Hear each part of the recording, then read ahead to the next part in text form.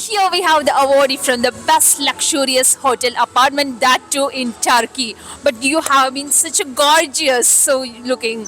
So that's nice. And I would like to ask you something. What makes you put into this industry, the hospitality industry? If you notice, this industry is growing, especially our chain. We have currently, it's an Ascot group from Singapore. We have currently more than 930 properties worldwide and in more than 220 cities. And I look after the Middle East, Africa, Turkey, and Central Asia.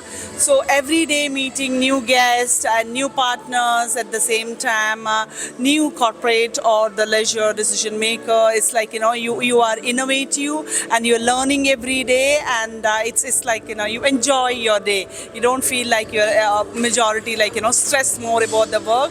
It's more because knowing the people, it's learning daily basis. Wow, that's great. And Turkey being the most tourist destination nowadays. So what makes it different from the other competitors? Yeah. Our brand, especially the Somerset, Maslak Istanbul, or even as a globally, what we have is our rooms are very spacious. It's we have like studios, 1 bedroom, 2 bedrooms with fully equipped with kitchen. So people, whether they're going for short stay or long stay or with families, it's very convenient.